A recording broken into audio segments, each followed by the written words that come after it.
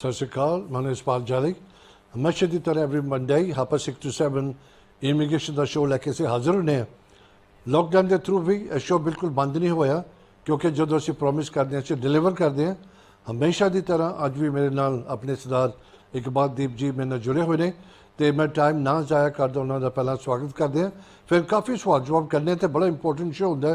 Please इन्हें watch करा करो। वेरी इनफॉर्मेटिव गल्लां लेके आने जो कि लोगों को घर बैठे पता लगता थ्रू द लॉकडाउन के बीच। इकबालदीप जी सत श्री अकाल। सत श्री अकाल। वाहिगुरू जी खालसा वाहिगुरू जी की फतेह। वाज खालसा वाजी पाजी की हाल है? लॉकडाउन कितना चल रहा है? हाँ जी बिल्कुल ठीक है। लॉकडाउन से करे थोड़ा ऑफिस चल जाएगा, वर्किंग फ्रॉम होम दोनों कॉम्बिनेशन मिक्स एंड मैच। बिल्कुल थोड़ा बहुत लोग अदन वही लूज डाउन हो रहे थोड़े जे हाली लॉकडाउन खुला तो नहीं है पर लोग थोड़े केयरलैस हो गए तो लगता ना या पहली जून तो थोड़ी अनाउंसमेंट की थी उन्होंने भी खोल देना थोड़ा बहुत 15 जून तो हौली हौली रिलैक्स करते पे सेम वे लोगों भी थोड़ी रिलैक्सेशन होती पई है नाले केसेस थोड़े घट हो गए हैं पर साडी तो यही एडवाइस है बी केयरफुल। हले वॉर ओवर नहीं हुई क्योंकि वैक्सीनेशन नहीं है क्योर नहीं हैगी। बिल्कुल बिल्कुल भावें रिलैक्स हो रहा ठीक है तुसी घरे बैठे किन्ने चिर दे पर जिन्ने तक सारा कुछ सही नहीं होता प्रिकॉशन पूरी रखनी चाहिए है मेरी मैं तो यही एडवाइस दूंगा सानू भी ज्यादा कोल नहीं लैनी कि सानू कल कोई प्रॉब्लम हो जाए कोई। बिल्कुल हुण आपां गल करें कि 15 तरीक तो बाद कुछ पता लगेगा कि एसेंशियल नॉन एसेंशियल जो भी बिजनेस खुल जाएंगे तो जे हुण खुलण की गल करिए 15 तो बाद मैं सब तो पहले मेरा सवाल क्योंकि लोग पुछना जाएंगे ਜਿਹੜੇ ਵੀਜ਼ਾ ਸੈਂਟਰ ਹੈਗੇ ਨੇ ਇੱਥੇ यूके ਦੇ ਵਿੱਚ ਤੇ ਬਾਹਰ ਉਹਨਾਂ ਦਾ ਕੀ ਹਿਸਾਬ ਕਿਤਾਬ ਹੈ? हाँ जी बड़ा इंपॉर्टेंट सवाल तुसीं पुछया। अज ही जिद्दां 1 जून हैगी है ते अज तो ही उन्होंने थोड़ा जिहा रीओपनिंग शुरू की हैगी है। बेसिकली मैं इनू 3 हिस्सों के डिवाइड करके मैं आंसर दूंगा। पहले तो असीं चलदे हैगे आ ਜਿਹੜੇ ਕਿ ਇਨ ਕੰਟਰੀ ਜਿਹੜੇ ਵੀਜ਼ਾ ਸੈਂਟਰਸ ਜਿਹੜੇ ਹੈਗੇ ਆ ਜਿਹੜਾ ਕਿ ਯੂਨਾਈਟਿਡ ਕਿੰਗਡਮ ਦੇ ਵਿੱਚ ਜਿਹੜੇ ਐਪਲੀਕੇਸ਼ਨ ਸੈਂਟਰਸ ਹੈਗੇ ਉਹਨਾਂ ਬਾਰੇ ਮੈਂ ਤੁਹਾਨੂੰ ਇਹ ਮੇਰੀ ਐਡਵਾਈਸ ਜਿੱਦਾਂ ਇਨਫੋਰਮੇਸ਼ਨ ਉਹਦੇ ਬਾਰੇ ਇਹ ਹੈ ਕਿ 1 ਜੂਨ ਤੋਂ ਉਹਨਾਂ ਨੇ ਰੀਓਪਨਿੰਗ ਸ਼ੁਰੂ ਕਰ ਦਿੱਤੀ ਹੈਗੀ ਆ। ਵੀਜ਼ਾ ਸੈਂਟਰਸ ਬੇਸਿਕਲੀ 2 ਤਰ੍ਹਾਂ ਦੇ ਇੱਕ ਸੁਪਰ ਸਪੀਰੀਅਰ ਦੇ ਸੈਂਟਰ ਹੈਗੇ ਆ, ਇੱਕ ਜਿਹੜੇ ਸਰਵਿਸ ਸਪੋਰਟ ਸੈਂਟਰ ਜਿਹੜੇ ਕਿ ਜਿੱਦਾਂ ਜਿਹੜੇ ਪਹਿਲੇ ਪ੍ਰੀਮੀਅਮ ਸਰਵਿਸ ਸੈਂਟਰਸ ਹੁੰਦੇ ਸੀਗੇ ਜਿਹੜੇ ਕਿ ਕੰਪਲਿਕੇਟਡ ਜਿਹੜੇ ਕੇਸ ਲੈਂਦੇ ਹੈਗੇ ਫਿਲਹਾਲ ਉਹ ਤੇ ਟੋਟਲ ਬੰਦ ਪਏ ਹੈਗੇ ਆ। ਉਹਨਾਂ ਨੇ ਉਹ ਨਹੀਂ ਖੋਲੇ ਹੈਗੇ ਜਿਹੜੇ ਕਿ ਕ੍ਰੋਇਡਨ ਦੇ ਵਿੱਚ ਹੈਗਾ ਇੱਕ ਕਾਰਡਿਫ ਦੇ ਵਿੱਚ ਇੱਕ ਸ਼ੈਫੀਲਡ ਦੇ ਵਿੱਚ ਲਿਵਰਪੂਲ ਜਿਹੜੇ ਸੇਮ ਤੇ ਸਰਵਿਸ ਜਿਹਨਾਂ ਦੇ ਉੱਤੇ ਪਹਿਲੇ ਹੁੰਦੀ ਸੀਗੀ ਇਹਨਾਂ ਦੇ ਜਿਹੜੇ ਹੈਡਕੁਆਟਰਸ ਜਿਹੜੇ ਹੈਗੇ ਜਿਹਦੇ ਉੱਤੇ ਮੇਨ ਕੇਸ ਵਰਕਿੰਗ ਚੱਲਦੀ ਹੈਗੀ ਆ ਉਹ ਤੇ ਫਿਲਹਾਲ ਹਲੇ ਬੰਦ ਪਏ। ਉਹਨਾਂ ਨੇ ਕੋਈ ਨੋਟੀਫਿਕੇਸ਼ਨ ਦਿੱਤੀ ਕਿ ਕਦੋਂ ਉਹਨਾਂ ਨੇ ਰੀਓਪਨ ਕਰਨੇ ਹੈਗੇ ਆ। ਪਰ ਜਿਹੜੀ ਗੁੱਡ ਨਿਊਜ਼ ਇਹ ਹੈਗੀ ਆ ਜਿਹੜੇ ਦੂਜੇ ਸੈਂਟਰ ਹੈਗੇ ਜਿਹੜੇ ਕਿ ਸੋਪਰਾ ਸਟੀਰਾ ਜਿੱਦਾਂ ਹੋ ਗਈ ਜਿਨ੍ਹਾਂ ਦੇ ਆਊਟਸੋਰਸ ਇਹਨਾਂ ਦੀ ਯੂਕੇ ਵੀਜ਼ਾ ਇਮੀਗ੍ਰੇਸ਼ਨ ਆਊਟਸੋਰਸ ਕੀਤਾ ਸੀਗਾ ਇਹਨੂੰ ਸੋਪਰਾ ਸਟੀਰਾ ਨੂੰ ਉਹਨਾਂ ਨੇ ਟੋਟਲ 12 ਸੈਂਟਰ ਜਿਹੜੇ ਹੈਗੇ all across the United Kingdom ਖੋਲੇ ਹੈਗੇ ਆ ਜਿਹਦੇ ਵਿੱਚ ਉਹਨਾਂ ਨੇ ਇੱਕ Birmingham premium lounge, Chelmsford, Exeter, Leeds, London Croydon, London premium lounge, London ESP, Manchester Fountain Street, Manchester premium lounge, Sheffield ਤੇ ਸਾਊਥਹੈਂਪਟਨ ਜਿਹੜੇ ਹੈਗੇ ਆ ਉਹਨਾਂ ਨੇ ਇਹ ਟੋਟਲ ਸੈਂਟਰ ਜਿਹੜੇ ਹੈਗੇ ਖੋਲੇ ਹੈਗੇ ਆ ਜਿਹਦੇ ਵਿੱਚ ਤੁਸੀਂ ਕਿਸੇ ਨੇ ਐਪਲੀਕੇਸ਼ਨ ਜੇ ਪਹਿਲੇ ਕੀਤੀ ਹੋਊਗੀ ਉਹਨਾਂ ਨੇ ਉਸੇ ਐਪਲੀਕੇਸ਼ਨ ਨੂੰ ਜਿਹੜੀਆਂ ਕੈਂਸਲ ਹੋਈਆਂ ਸੀਗੀਆਂ ਪਹਿਲੇ ਅਪਾਇੰਟਮੈਂਟ ਆਫ ਮਾਰਚ ਦੇ ਵਿੱਚ ਜਦੋਂ ਐਂਡ ਆਫ ਮਾਰਚ ਦੇ ਵਿੱਚ ਫਿਲਹਾਲ ਤੇ ਉਹਨਾਂ ਨੂੰ ਕੰਸੀਡਰ ਕਰਨਾ ਹੈਗਾ। ਉਹਨਾਂ ਨੂੰ ਜਿਹੜੇ ਬੰਦੇ ਜਿਹੜੇ ਹੈਗੇ ਜਿਨ੍ਹਾਂ ਦੇ ਐਪਲੀਕੈਂਟ ਜਿਹੜੇ ਰਹਿ ਗਏ ਸੀਗੇ ਉਹਨਾਂ ਨੂੰ ਪ੍ਰਾਇਓਰਟਾਈਜ਼ ਕਰਨਾ ਹੈਗਾ ਜਿਹੜੀਆਂ ਕਿ ਪੁਰਾਣੀਆਂ ਅਪਾਇੰਟਮੈਂਟ ਜਿਹੜੀਆਂ ਹੈਗੀਆਂ ਕਿ ਬੈਕਲੌਗ ਜਿਹੜਾ ਹੈਗਾ ਪਹਿਲੇ ਖਤਮ ਹੋਵੇ। ਜਿਹੜੇ ਨਵੇਂ ਐਪਲੀਕੈਂਟ ਜਿਹੜੇ ਹੈਗੇ ਹਾਲੇ ਅਪਾਇੰਟਮੈਂਟ ਇੱਥੇ ਬੁੱਕ ਨਹੀਂ ਕਰ ਪਾਓਗੇ ਹਾਲੇ ਪਰ ਜਿੰਨੀ ਤੱਕ ਇਹਨਾਂ ਦਾ ਬੈਕਲੌਗ ਨਹੀਂ ਖਤਮ ਹੁੰਦਾ। ਜਦੋਂ ਬੈਕਲੌਗ ਖਤਮ ਹੋਊਗਾ ਹੋਪਫੁਲੀ ਉਹਨਾਂ ਨੇ ਫਿਰ ਜਿਹੜੀਆਂ ਨਵੀਂ ਐਪਲੀਕੇਸ਼ਨ ਜਿਹੜੇ ਤੁਸੀਂ ਆਨਲਾਈਨ ਐਪਲੀਕੇਸ਼ਨ ਕੀਤੀਆਂ ਹੈਗੀਆਂ ਜਿਹੜੀਆਂ ਉਹਦੇ ਵਿੱਚ ਫਿਰ ਇਹਨਾਂ ਨੇ ਨਵੀਆਂ ਅਪਾਇੰਟਮੈਂਟ ਲੈਣੀ ਸ਼ੁਰੂ ਕਰ ਦੇਣੀਆਂ ਪਰ ਉਹ ਦੱਸੂਗੇ ਕਦੋਂ ਹਾਲੇ ਉਹਦੀ ਨੋਟੀਫਿਕੇਸ਼ਨ ਕੋਈ ਨਹੀਂ ਆਈ। ਫਿਲਹਾਲ ਜਿਹੜੇ ਵੀਜ਼ਾ ਸੈਂਟਰਸ ਓਪਨ ਹੋਏ ਹੈਗੇ 1 ਜੂਨ ਤੋਂ ਫਰਮ ਟੁਡੇ ਉਹਨਾਂ ਵਾਸਤੇ ਹੀ ਹੈ ਜਿਹੜੇ ਕਿ ਪਹਿਲੇ ਅਪਲਾਈ ਕੀਤਾ ਸੀਗਾ ਤੇ ਉਹਨਾਂ ਦੀ appointment because of the corona virus pandemic cancel ਹੋ ਗਈ ਸੀਗੀ। ਨੈਕਸਟ ਅਸੀਂ ਹੁਣ ਇਹ ਜਾਣਦੇ ਹੈਗੇ ਆ ਓਵਰਸੀਜ਼ ਦੇ ਵਿੱਚ ਉਹਨਾਂ ਜਿਹੜੇ ਵੀਜ਼ਾ ਸੈਂਟਰਸ ਓਵਰਸੀਜ਼ ਵੀ ਜਿਹੜੇ ਹੈਗੇ ਆ ਉਹ ਵੀ ਉਹਨਾਂ ਨੇ ਅਪਡੇਟ ਕੀਤਾ ਹੈਗਾ ਵੀ ਜਦੋਂ 31 ਮਾਰਚ ਨੂੰ ਉਹਨਾਂ ਨੇ ਜਿਹੜੇ ਬੰਦ ਕੀਤੇ ਸੀਗੇ ਉਹ ਵੀ ਅੱਜ ਤੋਂ ਹੁਣ ਥੋੜੇ ਖੁੱਲਣੇ ਸ਼ੁਰੂ ਹੋ ਗਏ ਹੈਗੇ ਆ ਵੀ ਜਿੱਦਾਂ ਕਿ ਹੁਣ ਉਹਨਾਂ ਨੇ ਜਿਹੜਾ ਬ੍ਰਿਸਬਨ ਜਿਹੜਾ ਹੈਗਾ, ਮੈਲਬਰਨ ਹੋ ਗਿਆ, ਪਰਥ ਹੋ ਗਿਆ, ਸਿਡਨੀ ਹੋ ਗਿਆ, Beijing, Shanghai, Hong Kong, Kuala Lumpur, Taipei and Bangkok ਆਹ ਜਿਹੜੇ ਕੰਟਰੀਆਂ ਜਿਹੜੀਆਂ ਹੈਗੀਆਂ ਇਹਦੇ ਵਿੱਚ ਉਹਨਾਂ ਨੇ ਸੈਂਟਰਸ ਜਿਹੜੇ ਹੈਗੇ ਉਹ ਖੋਲੇ ਹੈਗੇ ਆ ਜਿਹਦੇ ਵਿੱਚ ਤੁਸੀਂ ਜੇ ਕਿਤੇ ਕੋਈ ਕਿਸ ਦਾ ਵੀ ਭਾਈ ਭੈਣ ਇਸ ਕੰਟਰੀਆਂ ਦੇ ਵਿੱਚ ਹੈਗੇ ਆ ਤੇ ਜੇ ਉਹਨਾਂ ਨੇ ਕੋਈ ਪੁਰਾਣੀ ਐਪਲੀਕੇਸ਼ਨ ਕੀਤੀ ਸੀਗੀ ਤੇ ਉਹ ਵੀਜ਼ਾ ਸੈਂਟਰ ਉੱਥੇ ਓਪਨ ਹੋ ਗਏ ਆ ਤੁਸੀਂ ਉਹਨਾਂ ਨੂੰ ਕੰਟੈਕਟ ਕਰ ਸਕਦੇ ਆ। ਤੇ ਪਲੱਸ ਜਿਹੜੀ TLC ਜਿਹੜੀ ਇਹਨਾਂ ਦੀ ਖੋਰ ਹੈਗੀ ਆ ਗਵਰਨਮੈਂਟ ਦੀ ਜਿਹਨਾਂ ਦੇ ਨਾਲ ਪਾਰਟਨਰਸ਼ਿਪ TLC ਕਈ ਯੂਰਪ ਦੇ ਵਿੱਚ ਜਿਹੜਾ TLC ਕੰਪਨੀ ਚੱਲਦੀ ਹੈਗੀ ਆ ਉਹਨਾਂ ਦੀ ਵੈਬਸਾਈਟ ਉੱਤੇ ਜਾ ਕੇ ਤੁਸੀਂ ਚੈੱਕ ਕਰ ਸਕਦੇ ਹੈਗੇ ਵੀ ਕਿਹੜੇ TLC ਦੇ ਕਿਹੜੇ ਸੈਂਟਰ ਖੁੱਲੇ ਹੈਗੇ ਜਿਹਦੇ ਵਿੱਚ ਉਹਨਾਂ ਨੇ ਆਪਣਾ ਐਪਲੀਕੇਸ਼ਨ ਓਵਰਸੀਜ਼ ਜਿਹੜੀਆਂ ਹੈਗੀਆਂ ਐਕਸੈਪਟ ਕਰਨੀਆਂ ਸ਼ੁਰੂ ਕਰ ਦਿੱਤੀਆਂ ਹੈਗੀਆਂ। ਪਲੱਸ ਹੁਣ ਅਸੀਂ ਇਹ ਤੇ ਹੋ ਗਈ ਜਿਹੜੀ ਇਮੀਗ੍ਰੇਸ਼ਨ ਦੀ ਗੱਲ ਹੋ ਗਈ। ਹੁਣ ਅਸੀਂ ਨੈਕਸਟ ਸਟੇਜ ਤੇ ਜਾਣੇ ਹੈਗੇ ਆ ਜਿਹੜਾ ਕਿ VFS ਸੈਂਟਰ, ਜਿਹਦੇ ਵਿੱਚ ਆਪਣੇ ਜਿਹੜੇ ਇੰਡੀਅਨ ਭੈਣ ਭਰਾ ਜਿਹੜੇ ਹੈਗੇ ਜਿਨ੍ਹਾਂ ਨੇ ਆਪਣੇ ਇੰਡੀਆ ਦੇ ਵਿੱਚ ਜਿਹੜੀ ਐਮਬੈਸੀ ਹੈਗੀ ਆ ਉਹਦਾ ਕੋਈ ਵੀਜ਼ਾ ਲਵਾਉਣਾ ਹੋਵੇ ਜਾਂ ਕੁਝ ਵੀ ਕਰਨਾ ਹੋਵੇ, ਜਿਹੜਾ ਕਿ VFS ਸੈਂਟਰ ਹੌਸਲਾ ਉਹਦੇ ਵਿੱਚ ਆ VFS ਗੌਸਮੈਂਟ ਰੋਡ, ਇਹ ਵੀ ਅੱਜ ਤੋਂ ਓਪਨ ਹੋ ਗਿਆ ਆ। ਪਰ ਇਹਦੀ ਇਹ ਕੰਡੀਸ਼ਨ ਆ ਸਿਰਫ ਉਹਨਾਂ ਨੇ ਪਾਸਪੋਰਟ ਐਪਲੀਕੇਸ਼ਨ ਜਿਹੜੀਆਂ ਸੀਗੀਆਂ ਇੰਡੀਅਨ ਪਾਸਪੋਰਟ ਵਾਸਤੇ ਐਪਲੀਕੇਸ਼ਨ ਉਹਨਾਂ ਨੂੰ ਐਕਸੈਪਟ ਲੈਣਾ ਸ਼ੁਰੂ ਕੀਤਾ ਹੈਗਾ। ਅਦਰ ਦੈਨ ਦੈਟ ਉਹਨਾਂ ਨੇ ਕੋਈ ਵੀ ਐਪਲੀਕੇਸ਼ਨ ਹਾਲੇ ਕਹੀ ਹੈਗੀ ਵੀ ਅਸੀਂ ਕੋਈ ਹੋਰ ਐਪਲੀਕੇਸ਼ਨ ਹਾਲੇ ਨਹੀਂ ਲੈਣੀ ਹੈਗੀ। ਸਿਰਫ ਪਾਸਪੋਰਟ ਦੀ ਇੰਡੀਅਨ ਪਾਸਪੋਰਟ ਦੀ ਐਪਲੀਕੇਸ਼ਨ ਜਿਹੜੀ ਹੈਗੀ ਸਿਰਫ ਉਹ ਹੋਗੀ। ਜਿਹੜੇ ਬੰਦੇ OCI ਅਪਲਾਈ ਕਰਨਾ ਚਾਹੁੰਦੇ ਆ, ਜਿਹੜੇ ਨੌਨ ਐਕੁਇਜ਼ੀਸ਼ਨ ਜਿਹੜੀ ਲੈਟਰ ਹੁੰਦੀ ਹੈ ਜਿਹੜੇ ਨਿਆਣੇ ਦੇ 5 ਸਾਲ ਦਾ ਕੇਸ ਲੱਗਦਾ ਉਹ ਅਪਲਾਈ ਕਰਨਾ ਚਾਹੁੰਦੇ ਹੈਗੇ ਹਾਲੇ ਉਹਦੀ ਸਰਵਿਸ ਤੇ ਅਪਡੇਟ ਦੱਸਣਗੇ। ਪਰ ਫਿਲਹਾਲ ਸਿਰਫ ਉਹਨਾਂ ਨੇ ਉਹਨਾਂ ਦੀ ਵੈਬਸਾਈਟ ਉੱਤੇ ਇਹ ਲਿਖਿਆ ਹੈਗਾ ਕਿ ਸਿਰਫ ਉਹਨਾਂ ਨੇ ਪਾਸਪੋਰਟ ਦੀ ਐਪਲੀਕੇਸ਼ਨ ਹਾਲੇ ਲੈਣੀ ਹੈਗੀ ਇੰਡੀਅਨ, ਹੋਰ ਉਹਨਾਂ ਨੇ ਹਾਲੇ ਕੋਈ ਐਪਲੀਕੇਸ਼ਨ ਐਕਸੈਪਟ ਨਹੀਂ ਕਰਨੀ ਹੈਗੀ। ਕਨੈਕਟਡ ਵਿਦ ਇੰਡੀਅਨ ਪਾਸਪੋਰਟ ਦੀ ਤੁਸੀਂ ਗੱਲ ਕੀਤੀ, ਜਿਹੜੇ ਲੋਕ ਇੱਥੇ ਇੰਡੀਅਨ ਪਾਸਪੋਰਟ ਵਾਲੇ UK ਸਟਕ ਹੋਏ ਨੇ ਡਿਊ ਲਾਕਡਾਊਨ, ਉਹਨਾਂ ਦਾ ਕੀ ਹਿਸਾਬ ਕਿਤਾਬ ਹੈ? ਜਿਹੜੇ ਇੰਡੀਅਨ ਪਾਸਪੋਰਟ ਵਾਲੇ ਸਟਕ ਹੋਏ ਹੈਗੇ ਤੇ ਉਹ ਆਪਣੀ ਕੰਟਰੀ ਵਾਪਸ ਨਹੀਂ ਜਾ ਸਕਦੇ। ਆਪਾਂ ਪੁਰਾਣੇ ਸ਼ੋਅ ਦੇ ਵਿੱਚ ਵੀ ਅਨਾਉਂਸਮੈਂਟ ਕੀਤੀ ਸੀਗੀ ਵੀ ਉਹਨਾਂ ਨੇ ਆਟੋਮੈਟਿਕਲੀ ਜਿਹੜੀ ਇੱਥੇ ਦੀ ਗਵਰਨਮੈਂਟ ਹੈਗੀ ਕੰਸੈਸ਼ਨ ਕੱਢਿਆ ਹੈਗਾ। ਪਹਿਲੇ ਕੰਸੈਸ਼ਨ 31 ਮਈ ਤੱਕ ਸੀਗਾ, ਪਰ ਪੈਂਡੇਮਿਕ ਜਿਹੜੀ ਹੈਗੀ ਹਾਲੇ ਖਤਮ ਨਹੀਂ ਹੋਈ ਹੈਗੀ ਤੇ ਹਾਲੇ ਚੱਲੀ ਜਾਂਦੀ ਪਈ ਹੈਗੀ। ਇਸ ਕਰਕੇ ਉਹਨਾਂ ਨੇ 31 ਮਈ ਤੋਂ ਇਹਨੂੰ ਐਕਸਟੈਂਡ ਕਰਕੇ 31 ਜੁਲਾਈ ਇਹਨੂੰ ਐਕਸਟੈਂਡ ਕਰ ਦਿੱਤਾ ਵੀ ਜਿਹਦੇ ਵਿੱਚ ਤੁਸੀਂ ਇੱਥੇ ਹੈਗੇ ਸਟਕ ਹੋਏ ਹੈਗੇ ਆ ਤੇ ਜੇ ਤੁਸੀਂ ਆਪਣੀ ਕੰਟਰੀ ਨਹੀਂ ਜਾ ਸਕਦੇ ਹੈਗੇ, ਤੁਹਾਡੀ ਜਿਹੜੀ ਆਪਣੀ ਇੰਡੀਆ ਦੀ ਗਵਰਨਮੈਂਟ ਜਿਹੜੀ ਹੈਗੀ ਆ ਜਿਹੜੀਆਂ ਚਾਰਟਰ ਫਲਾਈਟ ਜਿਹੜੀਆਂ ਹਾਲੇ ਉਹਨਾਂ ਦੀਆਂ ਇੰਡੀਆ ਨਹੀਂ ਚੱਲਦੀਆਂ ਪਈਆਂ ਹੈਗੀਆਂ, ਥੋੜੇ ਫੇਸ ਬਾਏ ਫੇਸ ਚੱਲਦੀਆਂ ਹੈਗੀਆਂ ਤੇ ਜੇ ਤੁਸੀਂ ਸਟਕ ਕਰਦੇ ਉਹਨਾਂ ਨੇ ਆਟੋਮੈਟਿਕਲੀ ਉਹਨਾਂ ਨੂੰ ਗ੍ਰਾਂਟ ਕੀਤੀ ਹੋਈ ਐਕਸਟੈਂਸ਼ਨ ਤੇ ਇੱਥੇ। ਇਹ ਜਿੱਦਾਂ ਹੁਣ 15 ਤਰੀਕ ਤੋਂ ਆਪਾਂ ਦੱਸਿਆ ਕਿ ਕਾਫੀ ਚੀਜ਼ ਅਸੈਂਸ਼ੀਅਲ ਨੌਨ ਅਸੈਂਸ਼ੀਅਲ ਬਿਜ਼ਨਸ ਖੁੱਲਣਗੇ, ਤੁਹਾਨੂੰ ਲੱਗਦਾ 15 ਤੋਂ ਬਾਅਦ ਕੁਝ ਹੋਰ ਖੁੱਲਣਗੇ? ਫਿਲਹਾਲ ਤਾਂ ਹਲੇ ਇਹਨਾਂ ਨੇ ਇਹੀ ਖੋਲਿਆ ਹੈਗਾ ਵੀ ਇਹ ਡਿਪੈਂਡ ਕਰੇਗਾ ਟਾਈਮ ਟੂ ਟਾਈਮ ਦੱਸਦੇ ਹੁੰਦੇ ਆ ਵੀ ਕਿੱਦਾਂ ਕਰਨੇ ਹੈਗੇ। ਤੇ ਫਿਲਹਾਲ ਤੇ ਆਪਣੇ ਹੱਥ ਦੇ ਵਿੱਚ ਜੋ ਹੈਗਾ ਨੋਟੀਫਿਕੇਸ਼ਨ ਆਈ ਤੇ ਇਹੀ ਹੈ, ਜਦੋਂ ਅਪਡੇਟ ਆਈ ਜਾਊਗੀ ਜਿੱਦਾਂ ਹੋਰ ਸੈਂਟਰ ਖੁੱਲੀ ਜਾਣਗੇ ਅਸੀਂ ਫਿਰ ਆਪਣੀ ਕਮਿਊਨਿਟੀ ਜਿਹੜੀ ਹੈਗੀ ਆਪਣੇ ਜਿਹੜੇ ਵਿਊਅਰਸ ਜਿਹੜੇ ਹੈਗੇ ਅਸੀਂ ਉਹਨਾਂ ਨੂੰ ਅਪਡੇਟ ਕਰਦੇ ਰਹਾਂਗੇ ਇੱਥੇ। ਪਰ ਫਿਲਹਾਲ ਜਿਹੜੇ ਮੈਂ ਨਾਮ ਲਿੱਤੇ ਹੈਗੇ ਸੈਂਟਰ ਤੇ ਤੁਸੀਂ ਜਾ ਕੇ ਆਨਲਾਈਨ, ਪਰ ਉਹ ਵੀ ਸਿਰਫ ਉਹਨਾਂ ਵਾਸਤੇ ਜਿਨ੍ਹਾਂ ਨੇ ਪਹਿਲੇ ਐਪਲੀਕੇਸ਼ਨ ਕੀਤੀਆਂ। ਜੇ ਤੁਸੀਂ ਰੀਸੈਂਟਲੀ ਐਪਲੀਕੇਸ਼ਨ ਕੀਤੀ ਆ ਜਾਂ ਤੁਸੀਂ ਲਾਕਡਾਊਨ ਦੇ April ਦੇ ਵਿੱਚ ਜਾਂ May ਦੇ ਵਿੱਚ ਐਪਲੀਕੇਸ਼ਨ ਕੀਤੀ ਹੈਗੀ ਆ ਤੇ ਫਿਰ ਤੁਹਾਨੂੰ ਵੇਟ ਕਰਨੀ ਪੈਣੀ ਆ, ਕਿਉਂਕਿ ਸਿਰਫ ਉਹੀ ਐਪਲੀਕੇਸ਼ਨ ਹਾਲੇ ਪ੍ਰੋਸੈਸ ਕਰਦੇ ਪਏ ਜਿਹੜੀਆਂ ਜਿਨ੍ਹਾਂ ਦੀ ਅਪਾਇੰਟਮੈਂਟ ਕੈਂਸਲ ਹੋਈਆਂ ਸੀਗੀਆਂ। ਨਵੀਂ ਐਪਲੀਕੇਸ਼ਨ ਉਹਦੇ ਉੱਤੇ ਲਿਖਿਆ ਹੋਇਆ ਵੀ ਤੁਸੀਂ ਨਿਊ ਅਪਾਇੰਟਮੈਂਟ ਹਾਲੇ ਬੁੱਕ ਨਹੀਂ ਕਰ ਪਾਓਗੇ, ਪਰ ਐਟਲੀਸਟ ਸਮਥਿੰਗ ਇਜ਼ ਦਾ ਕਿ ਥੋੜੀ ਜਿਹੀ ਹੋਪ ਹੋ ਗਈ ਹੈ ਸ਼ੁਰੂ ਵੀ ਹੁਣ ਕੰਮ ਸ਼ੁਰੂ ਹੋ ਜਾਣਾ, ਅਪਾਇੰਟਮੈਂਟ ਸ਼ੁਰੂ ਹੋ ਜਾਣੀ ਹੈ। ਲੋਕੀ ਜਿਹੜੇ ਸਟਕ ਹੈਗੇ ਵੀਜ਼ਾ ਤੇ ਐਟਲੀਸਟ ਜਦੋਂ ਬੈਕਲੌਗ ਖਤਮ ਹੋ ਗਿਆ ਤੇ ਦੁਬਾਰਾ ਫਿਰ ਆਪਣੀ ਜਿਹੜੇ ਨਵੇਂ ਬੰਦੇ ਹੈਗੇ ਉਹਨਾਂ ਨੂੰ ਫਿਰ ਲੈਣਾ ਸ਼ੁਰੂ ਕਰ ਦੇਣਗੇ। ਬਹੁਤ ਅੱਛੇ ਕੁਐਸਚਨ। ਮੈਂ ਪਹਿਲਾਂ ਟੈਲੀਫੋਨ ਨੰਬਰ ਰਿਪੀਟ ਕਰ ਦੇਣਾ ਫਿਰ 0121 551 1001 ਤੇ ਕਾਲ ਕਰੋ। ਹਮੇਸ਼ਾ ਦੀ ਤਰ੍ਹਾਂ ਮੈਂ ਕਹਿੰਦਾ ਪਲੀਜ਼ ਤੁਸੀਂ ਦੇ ਸ਼ੋਅ ਦੇ ਦਰਮਿਆਨ ਕਾਲ ਕਰ ਸਕਦੇ ਹੋ। ਅਗਰ ਤੁਸੀਂ ਮਿਸ ਕਰ ਗਏ, ਅਗਰ ਲਾਈਨ ਨਹੀਂ ਲੱਗਦੀ ਥੋੜੀ ਬਿਜ਼ੀ ਹੋਣ ਕਰਕੇ, ਤੁਸੀਂ ਬਾਅਦ 'ਚ ਕਾਲ ਕਰੋ ਤੇ ਥੋੜੇ ਮੈਸੇਜ ਵਕੀਲ ਸਾਹਿਬ ਨੂੰ ਪਹੁੰਚਾਇਆ ਜਾਏਗਾ। ਜੋ ਵੀ ਇੰਪੋਰਟੈਂਟ ਜਨਰਲ ਸਵਾਲ ਲੋਕ ਪੁੱਛਣਾ ਚਾਹੁੰਦੇ ਆ ਅਸੀਂ ਉਹ ਡਿਸਕਸ ਕਰਕੇ ਘਰੋਂ ਘਰ ਤੁਹਾਡੇ ਪਾਸ ਪਹੁੰਚਾਉਂਦੇ ਹਾਂ। ਅਗਰ ਕੋਈ ਇਹਦੋਂ ਇਲਾਵਾ ਤੁਹਾਨੂੰ ਕੋਈ ਸਵਾਲ ਜਵਾਬ ਹੈਗਾ ਇਮੀਗ੍ਰੇਸ਼ਨ ਲਈ, ਪਲੀਜ਼ ਕਾਲ ਕਰੋ, ਅਸੀਂ ਤੁਹਾਨੂੰ ਵਕੀਲ ਸਾਹਿਬ ਪਾਸ ਕੁਐਸਚਨ ਪਾ ਕੇ ਜਵਾਬ ਦੇਵਾਂਗੇ। ਇਕਬਾਲਦੀਪ ਜੀ ਹੁਣ ਇੱਕ ਹੋਰ ਸਾਰੇ ਇੰਪੋਰਟੈਂਟ ਇੱਕ ਹੋਰ ਕੁਐਸਚਨ ਹੈ ਜਿਹੜਾ ਕੰਪਲਸਰੀ ਕੁਆਰੰਟੀਨ ਹੈਗਾ ਫਰਮ 8 ਜੂਨ ਤੋਂ ਲਾਗੂ ਹੋ ਰਿਹਾ, ਉਹਦਾ ਪਹਿਲਾਂ ਮੈਨੂੰ ਹਿਸਾਬ ਕਿਤਾਬ ਦੱਸੋ, ਉਹ ਕਿਸ ਤਰ੍ਹਾਂ ਹੋਏਗਾ UK ਦੇ ਵਿੱਚ? ਕਿਉਂਕਿ ਕਈਆਂ ਪਰ some people might B returning back home, ਬਾਕੀ ਲੋਕਾਂ ਪਾਸ ਕੋਈ ਜਗ੍ਹਾ ਰਹਿੰਦੀ ਨਹੀਂ ਹੋਏਗੀ, ਮੇ ਬੀ ਦੇ staying on a rented place, ਉਹਦਾ ਕੀ ਹਿਸਾਬ ਹੋਏਗਾ? ਬੇਸਿਕਲੀ ਉਹਨਾਂ ਨੇ ਜਿਹੜੀ ਇੱਥੇ ਦੀ ਜਿਹੜੀ ਗਵਰਨਮੈਂਟ ਜਿਹੜੀ ਹੈਗੀ ਉਹਨਾਂ ਨੇ ਅਨਾਉਂਸ ਕੀਤਾ ਹੈਗਾ ਬਿਕਾਜ਼ ਟੂ ਕੰਟਰੋਲ ਦਾ COVID-19 ਕ੍ਰਾਈਸਿਸ 8 ਜੂਨ ਤੋਂ ਜੇ ਵੀ ਕੋਈ ਵੀ ਬੰਦਾ ਆਪਣੀ ਬਾਹਰੋਂ ਦੀ ਆਉਂਦਾ ਹੈਗਾ UK ਤੋਂ ਬਾਹਰੋਂ ਆਉਂਦਾ ਹੈਗਾ ਜੇ 에ਅਰਪੋਰਟ ਤੇ ਆਉਂਦਾ ਉਹਨੂੰ 14 ਡੇਜ਼ ਕੰਪਲਸਰੀ ਕੁਆਰੰਟੀਨ ਦਾ ਉਹਨਾਂ ਨੇ ਡਾਇਰੈਕਸ਼ਨਸ ਕੱਢੀਆਂ ਹੈ ਵੀ ਕੋਈ ਵੀ ਬੰਦਾ ਆਊਗਾ ਉਹਨੂੰ ਪਹਿਲੇ ਤੋਂ 14 ਦਿਨ ਦੇ ਆਪਣੇ ਜਿੱਥੇ ਵੀ ਉਹਨੇ ਜਾਣਾ ਹੈਗਾ ਉੱਥੇ ਜਾ ਕੇ 14 ਦਿਨ ਬਾਹਰ ਨਹੀਂ ਆ ਸਕਦਾ ਘਰ ਤੋਂ, ਜਸਟ ਇਨ ਕੇਸ ਜੇ ਉਹਨੂੰ ਕੋਈ ਬਿਮਾਰੀ ਹੋਵੇ ਜਾਂ ਉਹਨੂੰ ਕੋਰੋਨਾ ਵਾਇਰਸ ਹੋਵੇ ਤੇ ਉਹ ਫੈਲੇ ਨਾ, ਐਟਲੀਸਟ ਉਹ ਆਪਣੇ ਘਰੇ ਰਵੇ, ਕਿਉਂਕਿ 14 ਦਿਨਾਂ ਦੇ ਵਿੱਚ ਵੀ ਸਿੰਪਟਮਸ ਬਾਹਰ ਆ ਜਾਂਦੇ ਹੁੰਦੇ ਬੰਦੇ ਦੇ। ਇਸ ਕਰਕੇ ਉਹਨਾਂ ਨੇ 14 ਡੇਜ਼ ਰੱਖੇ ਹੋਏ ਆ ਤੇ ਇਸ ਕਰਕੇ ਉਹਨਾਂ ਨੂੰ ਜਿੱਥੇ ਵੀ ਉਹਨਾਂ ਨੇ ਐਡਰੈਸ ਦਿੱਤਾ ਹੈਗਾ ਆਪਣੀ ਐਪਲੀਕੇਸ਼ਨ ਫਾਰਮ ਦੇ ਵਿੱਚ ਉੱਥੇ ਜਾ ਕੇ 14 ਦਿਨ ਉਹਨਾਂ ਨੂੰ ਉੱਥੇ ਰਹਿਣਾ ਪੈਣਾ, ਬਾਹਰ ਨਹੀਂ ਆ ਸਕਦੇ। ਪਰ ਯਾਰ ਇਹਨੂੰ ਗਵਰਨਮੈਂਟ ਨੂੰ ਦੱਸਣਾ ਪਏਗਾ। ਅਗਰ ਲੋਕ ਕਈ ਜਿੱਦਾਂ ਮੈਂ ਦੱਸ ਕੇ ਹਟਿਆ ਕਿ ਰੈਂਟਡ ਅਕੋਮੋਡੇਸ਼ਨ ਦਾ ਉੱਥੇ ਇੰਨੀ ਫੈਸਿਲਿਟੀ ਨਹੀਂ ਹੋਏਗੀ ਲੋਕਡਾਊਨ ਦੀ, ਉਸ ਤੇ ਆਈਸੋਲੇਸ਼ਨ ਵਿੱਚ ਕਿੱਦਾਂ ਹੋ ਸਕਦਾ ਉਹਨਾਂ ਦਾ?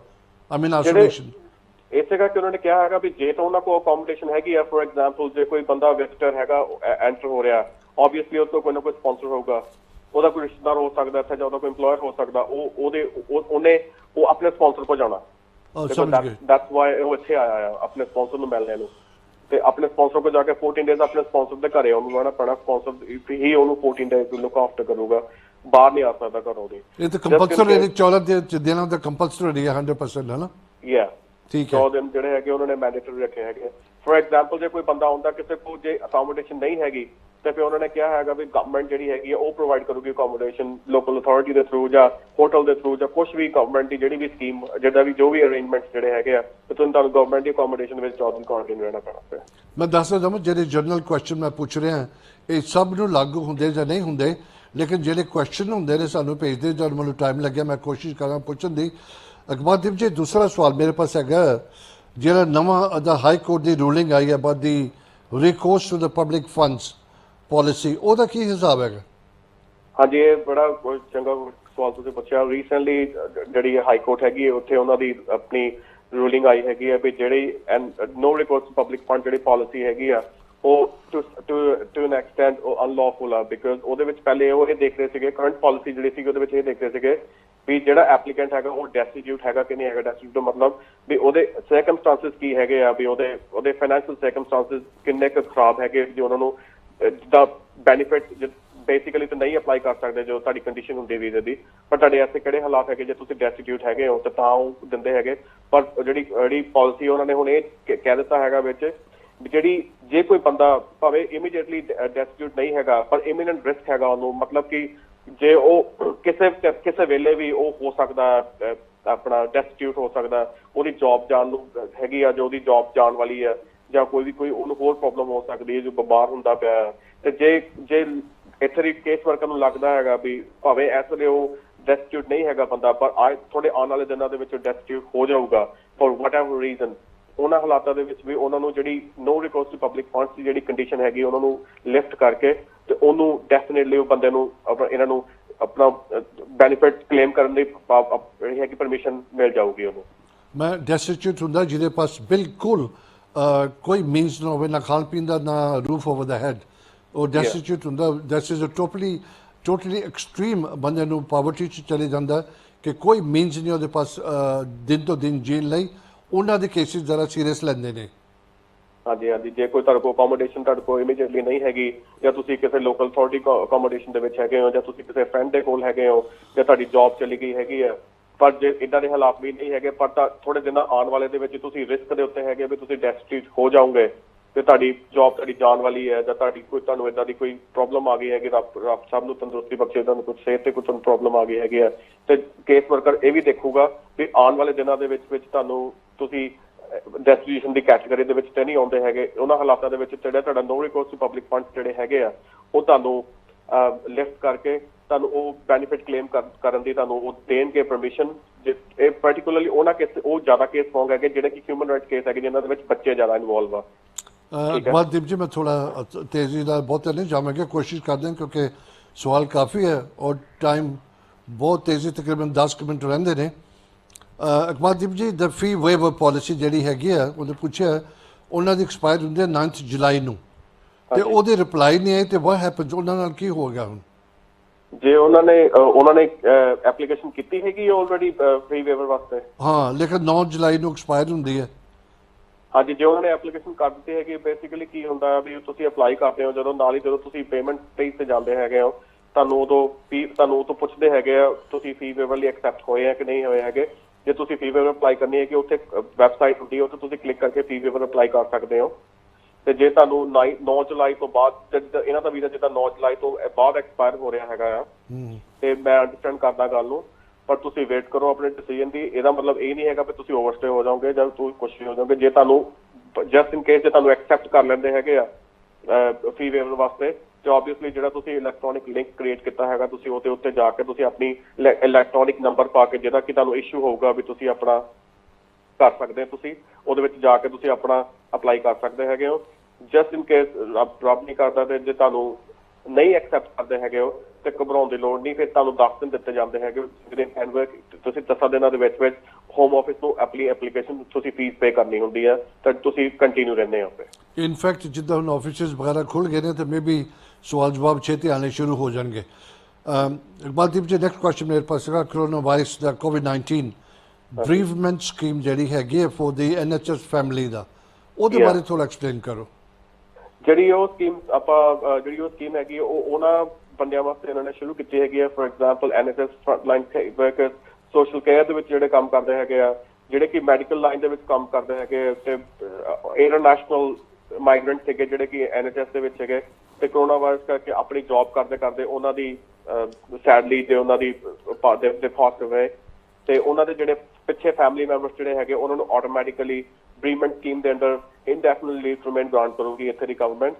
ਤੇ ਇਹ ਜਿਹੜੀ ਪਾਲਿਸੀ ਜਿਹੜੀ ਹੈਗੀ ਹੈ, ਜਿਹੜੀ ਹੋਮ ਆਫਿਸ ਹੈਗੀ ਉਹ ਆਟੋਮੈਟਿਕਲੀ NHS ਨੂੰ ਕੰਟੈਕਟ ਕਰੂਗੀ ਕਿਹੜੇ ਬੰਦੇ ਇਸ ਕੈਟਾਗਰੀ ਦੇ ਵਿੱਚ ਹੁੰਦੇ ਹੈਗੇ ਜਿਨ੍ਹਾਂ ਦੇ ਕੋਲ NHS ਦੇ ਥਰੂ ਕੇਅਰ ਹੋਮ ਦੇ ਵਿੱਚ ਜਾਂ ਸੋਸ਼ਲ ਵਰਕਰ ਦੇ ਵਿੱਚ ਜਿਹੜਾ ਮੈਡੀਕਲ ਲਾਈਨ ਦੇ ਵਿੱਚ ਜਿਹਨਾਂ ਕੋਲ ਫਰੰਟਲਾਈਨ ਜਿਹੜੇ ਕੋਲ ਵੀਜ਼ੇ ਸੀਗੇ ਉਹਨਾਂ ਦੇ ਜਿਹੜੇ ਫੈਮਿਲੀ ਮੈਂਬਰਸ ਹੈਗੇ ਉਹਨਾਂ ਦੀ ਡਿਟੇਲ ਆਟੋਮੈਟਿਕਲੀ ਲੈ ਕੇ ਉਹਨਾਂ ਨੂੰ ਗ੍ਰਾਂਟ ਕਰ ਦੇਣਾ ਹੈਗਾ ਵਾ ਇੰਡੈਫੀਨਿਟ ਰਿਮੇਨ। ਕੋਈ ਫੀਸ ਨਹੀਂ ਰੱਖੀ ਹੈਗੀ ਉਹਨਾਂ ਨੇ, ਸਿਰਫ ਤੁਹਾਨੂੰ ਉਹਨਾਂ ਨੇ ਆਪ ਡਿਟੇਲ ਲੈਣੀ ਹੈਗੀ ਤਾਂ ਉਹਨਾਂ ਨੂੰ ਆਟੋਮੈਟਿਕਲੀ ਉਹਨਾਂ ਨੂੰ ਗ੍ਰਾਂਟ ਕਰ ਦੇਣੀ ਹੈਗੀ ਇੰਡੈਫੀਨਿਟ। ਜਸਟ ਇਨ ਕੇਸ ਜੇ ਤੁਹਾਨੂੰ ਲੱਗਦਾ ਹੈ ਵੀ ਤੁਸੀਂ ਕੁਆਲੀਫਾਈ ਕਰਦੇ ਹੋ ਤੇ ਤੁਹਾਨੂੰ ਹੋਮ ਆਫਿਸ ਨੇ ਕੰਟੈਕਟ ਨਹੀਂ ਕੀਤਾ ਤੇ ਉਹਦੇ ਵਾਸਤੇ ਇੱਕ ਸਪੈਸੀਫਿਕ ਈਮੇਲ ਬਣਾਈ ਹੈਗੀ ਜਿਹੜੀ ਕਿ ਮੈਂ ਅਕਾਲ ਚੈਨਲ ਤੇ ਮੈਂ ਇਹਨਾਂ ਨੂੰ ਭਾਜੀ ਉਹਨਾਂ ਨੂੰ ਮੈਂ ਛੱਡ ਦੂੰਗਾ। ਤੁਸੀਂ ਰਿੰਗ ਕਰਕੇ ਇਹਨਾਂ ਕੋਲੋਂ ਤੁਸੀਂ ਲੈ ਸਕਦੇ ਹੈਗੇ ਹੋ ਤੇ ਆਪਣੀ ਡਿਟੇਲ ਉਹਨਾਂ ਨੂੰ ਦੇ ਸਕਦੇ ਹੋ ਵੀ ਅਸੀਂ ਕੁਆਲੀਫਾਈ ਕਰਦੇ ਹੈਗੇ ਆ ਤੇ ਪਲੀਜ਼ ਸਾਨੂੰ ਕੰਸੀਡਰ ਕੀਤਾ ਜਾਵੇ ਫॉर ਇੰਡੈਫੀਨਿਟ ਰਿਮੇਨ। ਔਰ ਸਟਿਲ ਤੁਸੀਂ 0121551001 ਤੇ ਕਾਲ ਕਰੋ ਤੇ ਜੋ ਵੀ ਤੁਹਾਡਾ ਕੁਐਸਚਨ ਹੋਏਗਾ ਆਪਣੇ ਇਕਬਾਲਦੀਪ ਜੀ ਨੂੰ ਅਸੀਂ ਫਾਰਵਰਡ ਕਰ ਦੇਵਾਂਗੇ। ਇਕਬਾਲਦੀਪ ਜੀ ਹੁਣ ਤੁਹਾਨੂੰ ਪਤਾ ਕਿ ਜੋ ਇੰਡੀਆ ਦੇ ਵਿੱਚ ਡੋਮੈਸਟਿਕ ਫਲਾਈਟਸ ਤੇ ਖੁੱਲ ਗਈਆਂ ਨੇ ਤੇ ਇੰਟਰਨੈਸ਼ਨਲ ਦਾ ਕੁਝ ਵੀ ਹਾਲੇ ਕੋਈ ਦਿਖਾ ਨਹੀਂ ਰਿਹਾ ਇਨ ਦਾ ਨੀਅਰ ਫਿਊਚਰ। ਬਾਕੀ ਜਿਹੜੀ ਚਾਰਟਰ ਫਲਾਈਟਾਂ ਵੀ ਉਹ ਬੜੀ ਘੱਟ ਤਾਦਾਦ 'ਚ ਜਾ ਰਹੀਆਂ ਆ ਰਹੀਆਂ ਨੇ, ਉਹਦਾ ਕੀ ਹਿਸਾਬ ਹੈਗਾ ਹੁਣ? ਉਹਦਾ ਜਿਹੜੀ ਕਿ ਇੰਡੀਅਨ ਗਵਰਨਮੈਂਟ ਜਿਹੜੀ ਐਡਵਾਈਜ਼ਰੀ ਜਿਹੜੀ ਹੈਗੀ ਉਹ ਇਹੀ ਕਹਿੰਦੇ ਹੈਗੇ ਵੀ ਫਿਲਹਾਲ ਤੇ ਇਹਨਾਂ ਨੇ ਜਿਹੜੇ ਕਮਰਸ਼ੀਅਲ ਇੰਡੀਆ ਟੂ UK ਜਿਹੜੀ ਫਲਾਈਟਸ ਹੈਗੀ ਇੰਟਰਨੈਸ਼ਨਲ ਬਾਰਡਰਸ ਕਲੋਜ਼ ਹੈਗੇ ਹਾਲੇ ਕੋਈ ਫਲਾਈਟ ਨਹੀਂ ਹੈਗੀ। ਸਿਰਫ ਜਿਹੜੀ ਇਹਨਾਂ ਦੀ ਜਿਹੜੀ ਇੰਡੀਅਨ ਜਿਹੜੇ ਨੈਸ਼ਨਲ ਜਿਹੜੇ ਹੈਗੇ ਜਿਹੜੇ ਸਟ੍ਰੈਂਡਡ ਹੈਗੇ ਆ ਓਵਰਸੀਜ਼ ਉਹਨਾਂ ਵਾਸਤੇ ਉਹਨਾਂ ਨੇ ਜਿਹੜਾ ਚਾਰਟਰ ਫਲਾਈਟਸ ਚਲਾਉਂਦੇ ਹੈਗੇ। ਅਦਰ ਦੈਨ ਦੈਟ ਹਲੇ ਉਹਨਾਂ ਨੇ ਇੰਟਰਨੈਸ਼ਨਲ ਫਲਾਈਟ ਦੀ ਕੋਈ ਅਨਾਉਂਸਮੈਂਟ ਨਹੀਂ ਕੀਤੀ। It looks like end of August ਜਾਂ ਸਪਟੈਂਬਰ ਦੇ ਵਿੱਚ ਜਾ ਕੇ ਚੱਲਣਗੇ ਜਿਹੜੀ ਕਿ ਉਹਨਾਂ ਨੇ ਪਹਿਲੇ ਇੰਡੀਕੇਸ਼ਨ ਦਿੱਤੀ ਸੀਗੀ। ਫਿਲਹਾਲ ਅਗਸਤ ਸਪਟੈਂਬਰ ਤੱਕ ਹਾਲੇ ਉਹਨਾਂ ਨੇ ਕਿਹਾ ਹੈਗਾ ਵੀ ਕੋਈ ਚਾਂਸ ਨਹੀਂ ਹੈਗਾ ਹਾਲੇ। ਠੀਕ ਹੈ ਜੀ। ਮੇਰੇ ਪਾਸ ਸਵਾਲ ਹੈਗਾ ਕਿਸੇ ਕਸਟਮਰ ਦਾ, ਉਹ 2017 ਇੰਡੀਆ ਗਏ ਸੀਗੇ ਤੇ ਓਵਰਸਟੇ 3 ਕੇ 4 ਸਾਲ ਹੋ ਗਿਆ ਉੱਥੇ। ਉਹਨਾਂ ਨੇ ਰਿਪਲਾਈ ਕੀਤਾ ਬਿਫੋਰ ਉਹਨਾਂ ਦਾ ਸੀਗਾ ਐਜ਼ ਅ ਸਟੂਡੈਂਟ ਤੇ ਉਹ ਕੈਂਸਲ ਕੀਤਾ ਕਿਉਂਕਿ ਉਹਨਾਂ ਨੇ ਕਿਹਾ ਕਿ ਡੋਜੀ ਕਾਲਜ ਸੀਗਾ ਜਿਹੜਾ ਬੰਦ ਹੋ ਗਿਆ ਤੇ ਓਬਵੀਅਸ ਵੀਜ਼ਾ ਵਾਸ ਕੈਂਸਲਡ। ਉਹ ਹੁਣ ਕਹਿੰਦਾ ਮੇਰੇ ਪਾਸ ਪੈਸੇ ਨਹੀਂ ਤੇ ਮੈਂ ਕੀ ਕਰ ਸਕਦਾ ਹੁਣ? ਹਾਂਜੀ, ਜੇ ਤੁਸੀਂ ਆਪਣੀ ਕੰਟਰੀ ਵਾਪਸ ਚਲੇ ਗਏ ਸੀਗੇ, ਜੇ ਤੁਸੀਂ ਓਵਰਸਟੇ ਕੀਤਾ ਸੀਗਾ ਇੱਥੇ ਤੇ ਫਿਰ ਇਟਸ ਅ ਟ੍ਰਿਕੀ ਵਨ। ਤੁਹਾਨੂੰ ਥੋੜੀ ਇੱਥੇ ਕਿਉਂਕਿ ਤੁਸੀਂ ਬ੍ਰੀਚ ਕੀਤੀ ਹੈਗੀ ਇਮੀਗ੍ਰੇਸ਼ਨ ਰੂਲਸ ਦੀ, ਤੁਸੀਂ ਓਵਰਸਟੇ ਹੋ ਕੇ ਗਏ ਹੈਗੇ ਇੱਥੇ ਤੇ ਇੱਥੇ ਤੁਸੀਂ, ਪਰ ਇਹਦਾ ਮਤਲਬ ਇਹ ਨਹੀਂ ਹੈਗਾ ਵੀ ਤੁਸੀਂ ਅਪਲਾਈ ਨਹੀਂ ਕਰ ਸਕਦੇ ਤੇ ਤੁਸੀਂ ਉਹਨਾਂ ਨੂੰ ਦੁਬਾਰਾ ਅਪਲਾਈ ਜੇ ਤੁਸੀਂ ਆਉਣਾ ਚਾਹੁੰਦੇ ਹੈਗੇ ਵਾਪਸ, ਜੇ ਤੁਹਾਡੀ ਸਟੱਡੀ ਕੰਪਲੀਟ ਨਹੀਂ ਸੀ ਹੋਈ ਤੇ ਇਸ ਵੇਲੇ ਜਿੱਦਾਂ ਉਹਨਾਂ ਨੇ ਸਟੂਡੈਂਟ ਵੀਜ਼ਾ ਉਹਨਾਂ ਨੇ ਰਿਲੈਕਸੇਸ਼ਨ ਕੀਤੀ ਹੈਗੀ ਆ, ਸਟੂਡੈਂਟ ਵੀਜ਼ਾ ਜੇ ਤੁਸੀਂ ਦੁਬਾਰਾ ਲੈ ਸਕਦੇ ਹੈਗੇ। ਹੁਣ ਜਿਹੜੇ ਕਾਲਜਿਸ ਜਿਹੜੇ ਹੈਗੇ ਆ ਉਹ ਸਾਰੇ ਰਿਪਿਊਟਡ ਕਾਲਜਿਸ ਹੈਗੇ ਆ, ਤੁਸੀਂ ਉਹਦੇ ਵਿੱਚ ਅਪਲਾਈ ਕਰ ਸਕਦੇ ਹੈਗੇ। ਓਵਰਸੀਜ਼ ਤੋਂ ਜਿੱਥੇ ਵੀ ਤੁਸੀਂ ਹੈਗੇ ਹੋ ਓਵਰਸੀਜ਼ ਤੁਸੀਂ ਅਪਲਾਈ ਕਰਕੇ ਐਜ਼ ਅ ਸਟੂਡੈਂਟ ਤੁਸੀਂ ਇੱਥੇ ਆ ਸਕਦੇ ਹੈਗੇ ਹੋ। ਆਪਣੀ ਪੜ੍ਹਾਈ ਜਿਹੜੀ ਤੁਹਾਡੀ ਪਹਿਲੇ ਨਹੀਂ ਸੀ ਤੁਸੀਂ ਕਰ ਪਾਏ ਤੁਸੀਂ ਕਰ ਸਕਦੇ ਹੋ ਓਬਵੀਅਸਲੀ, ਪਰ ਤੁਹਾਨੂੰ ਉਹਨਾਂ ਨੂੰ ਦੱਸਣਾ ਬਹੁਤ ਪਊਗਾ ਵੀ ਕਿਉਂ ਤੁਸੀਂ ਓਵਰਸਟੇ ਹੋਏ ਸੀ, ਕਿੰਨਾ ਚਿਰ ਤੁਹਾਨੂੰ ਹੋ ਗਿਆ। ਇਹ ਇੱਕ ਹਰ ਕੇਸ ਬਾਈ ਕੇਸ ਅਸੀਂ ਡਿਸਕਸ ਕਰ ਸਕਦੇ, ਇੱਦਾਂ ਐਜ਼ ਇਟ ਇਜ਼ ਆਨਸਰ ਦੇਣਾ ਡਿਫਿਕਲਟ ਹੈ ਕਿਉਂਕਿ ਮੈਨੂੰ ਹੋਰ ਇਨਫੋਰਮੇਸ਼ਨ ਚਾਹੀਦੀ ਹੈਗੀ ਇਹਦੀ। ਬਿਲਕੁਲ ਸਹੀ ਗੱਲ ਹੈ ਤੇ ਮੈਂ ਫਿਰ ਕਹਾਂ 0121551001 ਤੇ ਕਾਲ ਕਰੋ। ਹਾਲੇ ਥੋੜਾ ਬਹੁਤਾ ਟਾਈਮ ਹੋ ਸ਼ੋਅ ਤੋਂ ਬਾਅਦ ਵੀ ਪਲੀਜ਼ ਤੁਸੀਂ ਕਾਲ ਕਰ ਸਕਦੇ ਹੋ। ਸਾਡਾ ਕਾਲ ਸੈਂਟਰ ਕਾਫੀ ਲੇਟ 9-10 ਵਜੇ ਤੱਕ ਖੁੱਲ੍ਹਾ ਹੁੰਦਾ। Keep calling that number. Iqbaldeep ji ਹੋਰ ਕੁਐਸਚਨ ਹੈਗਾ ਕਿ ਬੰਦਾ ਵਾਸ ਮੈਰਿਡ ਇਨ UK ਤੇ ਉਹਨੇ ਨਾ ਆਪਣਾ ਰੈਜ਼ੀਡੈਂਸ ਕਾਰਡ ਅਪਲਾਈ ਕੀਤਾ ਸੀਗਾ ਵਿਦ ਮੈਰਿਜ ਸਰਟੀਫਿਕੇਟ ਸੀ ਉਹਨਾਂ ਦੇ ਪਾਸ। ਫਿਰ ਉਹ ਇੰਟਰਵਿਊ ਤੇ ਜਾ ਕੇ ਆਏ ਐਂਡ ਦ ਹੋਮ ਆਫਿਸ ਨੇ ਰਿਜੈਕਟ ਕਰ ਦਿੱਤਾ ਸੇਇੰਗ ਕਿ ਜਿਹੜਾ ਤੁਹਾਡਾ ਸ਼ਾਦੀ ਹੈਗੀ ਆ ਇਹ ਸ਼ੈਮ ਮੈਰਿਜ ਹੈਗੀ ਹੈ ਕਿ ਸਹੀ ਨਹੀਂ ਹੋਈ ਹੈ, ਗਲਤ ਤਰੀਕੇ ਨਾਲ ਤੁਸੀਂ ਇੱਥੇ ਆਉਣ ਲਈ ਕੀਤੀ ਹੈ। ਉਹਨਾਂ ਨੇ ਅਪੀਲ ਕੀਤੀ, ਉਹਨੇ ਹੋਮ ਆਫਿਸ ਨੇ ਫਿਰ ਰਿਜੈਕਟ ਕਰ ਦਿੱਤੀ। ਹੁਣ ਉਹਨਾਂ ਨੇ ਫਿਰ ਅਪੀਲ ਕੀਤਾ, ਹੁਣ ਕੀ ਹੋਏਗਾ ਉਹਨਾਂ ਦੇ ਬਾਰੇ? ਇਹ ਬਾਕੀ ਕਿੰਨੀਆਂ ਅਪੀਲਾਂ ਕਰ ਸਕਦੇ? ਇੱਕ ਦਫਾ ਤੱਕ ਰਿਜੈਕਟ ਹੋ ਗਈ ਹੈ, ਹੁਣ ਸੈਕਿੰਡ ਫਿਰ ਰੀ ਅਪੀਲ ਕੀਤਾ, ਹੁਣ ਕੀ ਹਿਸਾਬ ਹੈ ਇਹਦਾ? ਜਾਂ ਇਹਦੇ ਹੁਣ ਇਹ ਟ੍ਰਿਕੀ ਸਿਚੁਏਸ਼ਨ ਦੇ ਵਿੱਚ ਆ ਗਏ ਹੈਗੇ ਆ। ਜੇ ਹੋਮ ਆਫਿਸ ਨੇ ਕਹਿ ਦਿੱਤਾ ਸੀਗਾ ਵੀ ਸ਼ਾਇਦ ਮੈਰਿਜ ਹੈਗੀ, ਤੇ ਜੇ ਕੋਰਟ ਨੇ ਵੀ ਕਹਿ ਦਿੱਤਾ ਫਰਸਟ ਈਅਰ ਟ੍ਰਿਬਿਊਨਲ ਨੇ, ਉਹਦੇ ਉੱਤੇ ਉਹਨਾਂ ਦੀ ਡਿਟਰਮੀਨੇਸ਼ਨ ਜਿਹੜੀ ਜੱਜ ਦੀ ਹੈਗੀ ਉਹਨੂੰ ਚੈਲੰਜ ਕਰਨਾ ਬੜਾ ਡਿਫਿਕਲਟ ਹੋ ਜਾਂਦਾ ਅੰਦਰ ਥੋੜਾ ਬੜਾ ਐਕਸੈਪਸ਼ਨ ਕੋਈ ਪੁਆਇੰਟ ਐਰਰ ਆਫ ਲਾਅ ਹੋਵੇ। ਤੇ ਜੇ ਫਰਸਟ ਈਅਰ ਟ੍ਰਿਬਿਊਨਲ ਨੇ ਕਹਿ ਦਿੱਤਾ ਹੈਗਾ ਵੀ ਸ਼ਾਇਦ ਮੈਰਿਜ ਹੈਗੀ ਆ, ਤੇ ਇਟ ਸਾਊਂਡਸ ਲਾਈਕ ਇਹਨਾਂ ਨੂੰ ਡਿਫਿਕਲਟ ਹੋ ਜਾਣਾ ਬਹੁਤ ਜ਼ਿਆਦਾ ਅਨਲੈਸ ਕੋਈ ਰੀਅਲੀ ਸਟਰੋਂਗ ਐਵੀਡੈਂਸ ਲੈ ਕੇ ਆਉਣ ਵੀ ਜਿਹੜਾ ਉਦੋਂ ਅਵੇਲੇਬਲ ਨਹੀਂ ਸੀਗਾ, ਜਾਂ ਜੇ ਇਹਨਾਂ ਦੇ ਕੇਸ ਦੇ ਵਿੱਚ ਜੇ ਇਸ ਵੇਲੇ ਬੇਬੀ ਨਹੀਂ ਹੈਗਾ, ਜਦੋਂ ਜੇ ਬੇਬੀ ਹੋ ਜਾਂਦਾ ਹੈਗਾ, ਇਹਨਾਂ ਹਾਲਾਤਾਂ ਵਿੱਚ ਚੇਂਜ ਆਫ ਸਰਕਮਸਟੈਂਸਸ ਹੁੰਦੇ, ਇਹਨਾਂ ਦੇ ਜੇ ਕੋਈ ਹੋਰ ਠੋਸ ਸਬੂਤ ਹੁੰਦਾ ਆ ਤੇ ਦੁਬਾਰਾ ਅਪਲਾਈ ਕਰ ਸਕਦੇ ਹੈਗੇ ਆ। ਪਰ ਜੇ ਫਰਸਟ ਈਅਰ ਇਹਦਾ ਕੇਸ ਦਾ ਮੈਨੂੰ ਇਹਨਾਂ ਡੀਟੇਲਸ ਨਹੀਂ ਪਤਾ ਹੈਗਾ, ਤੇ ਪਰ ਇਟ ਸਾਊਂਡਸ ਲਾਈਕ ਇਹਨਾਂ ਨੂੰ ਡਿਫਿਕਲਟ ਹੋਣਾ। ਕਿਉਂਕਿ ਮੈਨੂੰ ਵੀ ਕੁਝ ਸਮਝ ਪੈ ਰਹੀ ਕਿ ਤੁਸੀਂ ਰਿਪਲਾਈ ਕੀਤਾ, ਫਿਰ ਰਿਪਲਾਈ ਕੀਤਾ, ਅਗਰ ਤੁਹਾਡੇ ਪਾਸ ਕੋਈ ਨਵੇਂ ਤੋਂ ਨਵਾਂ ਐਵੀਡੈਂਸ ਮਿਲੇਗਾ ਤਾਂ ਹੀ ਉਹਦਾ ਅਪਰੂਵਲ ਹੋਏਗਾ। ਯਾ ਕਿਉਂਕਿ ਜੇ ਕੋਰਟ ਜਿਹੜਾ ਹੈਗਾ ਉਹ ਜਦੋਂ ਹੀਅਰਿੰਗ ਹੁੰਦੀ ਹੈਗੀ ਆ, ਉਹ ਕੋਰਟ ਦੇ ਵਿੱਚ ਤੁਸੀਂ ਦੋਨੇ ਬੰਦੇ ਬੈਠੇ ਹੁੰਦੇ ਆ, ਤੁਹਾਡੀ ਵਾਈਫ ਵੀ ਬੈਠੀ ਹੁੰਦੀ, ਤੁਸੀਂ ਵੀ ਬੈਠੇ ਹੁੰਦੇ ਹੋ, ਤੇ ਜੱਜ ਨੇ ਅਪ ਦੇਖ ਲੈਣਾ ਹੈਗਾ, ਜੱਜ ਨੇ ਇੰਟਰਵਿਊ ਕਰਨੀ ਹੁੰਦੀ ਹੈ, ਤੇ ਜੇ ਜੱਜ ਫਰਸਟ ਈਅਰ ਟ੍ਰਿਬਿਊਨਲ ਦਾ ਸੈਟੀਸਫਾਈਡ ਨਹੀਂ ਹੈਗਾ ਤੇ ਫਿਰ ਥੋੜਾ ਇਹ ਕੇਸ ਕਾਫੀ ਹੱਦ ਤੱਕ ਆਪਣਾ ਸਟਰਗਲਫੁਲ ਹੋ ਜਾਊਗਾ। ਫਿਰ ਇਕਬਾਲਦੀਪ ਜੀ ਮੇਰੇ ਪਾਸ ਸਵਾਲ ਹੈਗਾ, ਟਾਈਮ ਤਕਰੀਬਨ 2 ਮਿੰਟ ਰਹਿੰਦੇ ਨੇ, ਥੋੜਾ ਲੰਬਾ ਸਵਾਲ ਹੈ ਤੇ ਮੈਂ ਕੋਸ਼ਿਸ਼ ਕਰਦਾ ਨੇ ਸ਼ਾਰਟ ਚ ਕਹਿਣ ਦੀ। ਯੂਕੇ ਆਏ ਸਨ ਤੇ ਯੂਕੇ ਉਹਨਾਂ ਨੇ ਵਿਦ ਬ੍ਰਿਟਿਸ਼ ਵਾਈਫ ਔਰ 3 ਬੱਚੇ ਉਹਨਾਂ ਦੇ, ਰਾਈਟ, ਤੇ ਉਹਨੇ ਪਲਾਨ ਕੀਤਾ ਸੀ ਟੂ ਵਰਕ। ਹਸਬੈਂਡ ਉਹਨਾਂ ਨੇ ਡਿਸਾਈਡ ਕੀਤਾ ਕਿ ਹਸਬੈਂਡ ਘਰ ਰਹੇਗਾ ਤੇ ਵਾਈਫ ਕੰਮ ਕਰੇਗੀ, ਬੱਚਾ look after. 6 months later husband returned home, ਵਾਪਸ ਇੰਡੀਆ ਚਲੇ ਗਏ to apply for the spouse visa, ਤੇ ਵਾਈਫ ਨੂੰ ਜੌਬ ਨਹੀਂ ਮਿਲਿਆ ਬਿਕਾਜ਼ ਆਫ ਦ COVID-19, ਤੇ ਹੁਣ ਉਹਦਾ runs out in July, housewife ਦਾ ਜਿਹੜਾ ਵੀਜ਼ਾ ਹੈਗਾ। ਯਾ ਇਹ ਸੈਡਲੀ ਇਹ ਬੜੀ ਟ੍ਰਿਕੀ ਸਿਚੁਏਸ਼ਨ ਹੈ। ਜੇ ਵਾਈਫ ਕੋਲ ਇਸ ਵੇਲੇ ਵੀਜ਼ਾ ਜੌਬ ਨਹੀਂ ਹੈਗੀ, ਤੇ ਜੇ ਹਲੇ ਹੁਣੇ ਰੀਸੈਂਟਲੀ ਜੌਬ ਗਈ ਹੈਗੀ ਹੈ, ਤੇ ਮੇਰੀ ਐਡਵਾਈਸ ਇਹ ਹੈ ਵੀ ਐਸ ਸੂਨ ਐਸ ਪੋਸੀਬਲ ਤੁਸੀਂ ਉੱਥੋਂ ਦੀ ਸਪਾਊਸ ਵੀਜ਼ਾ ਆਪਣਾ ਅਪਲਾਈ ਕਰ ਦਿਓ, ਕਿਉਂਕਿ ਡੇਟ ਆਫ ਐਪਲੀਕੇਸ਼ਨ ਤੇ ਹੀ ਉਹਨਾਂ ਨੇ ਤੁਹਾਡੀ ਦੇਖਣੀ ਹੁੰਦੀ ਆ, ਜਿਹੜੀ ਡੇਟ ਆਫ ਐਪਲੀਕੇਸ਼ਨ ਤੇ ਇਨਕਮ ਕਿੰਨੀ ਹੈਗੀ ਆ। ਤੇ ਪਰ ਜੇ ਤੁਹਾਡੀ ਜੌਬ ਚੱਲ ਗਈ ਹੈਗੀ ਆ, ਤੇ ਫਿਰ ਇਹਨਾਂ ਨੂੰ ਡਿਫਿਕਲਟ ਹੋਊਗਾ ਵੀ 18,600 ਦੇ ਹਲੇ ਉਹਨਾਂ ਨੇ ਕੋਈ ਕੰਸੈਸ਼ਨ ਨਹੀਂ ਕੱਢਿਆ ਹੈਗਾ। ਪਰ ਅਪਲਾਈ ਕਰਕੇ ਜੇ ਤੁਸੀਂ ਨਹੀਂ ਤੁਹਾਡੀ ਜੌਬ ਹੈਗੀ, ਜੇ ਤੁਸੀਂ ਅਪਲਾਈ ਕਰਕੇ ਉਹਨਾਂ ਨੂੰ ਤੁਸੀਂ ਡਿਸਕ੍ਰਿਸ਼ਨ ਐਕਸਰਸਾਈਜ਼ ਕਰਨ ਨੂੰ ਕਹਿ ਸਕਦੇ ਹੈਗੇ ਹੋ, ਪਰ ਜੇ ਤੁਹਾਡੀ ਇਨਕਮ ਨਹੀਂ ਹੈਗੀ ਤੇ ਹਲੇ ਇਹਦੇ ਵਿੱਚ ਕੋਈ ਕੰਸੈਸ਼ਨ ਨਹੀਂ ਹੈਗਾ ਹਲੇ।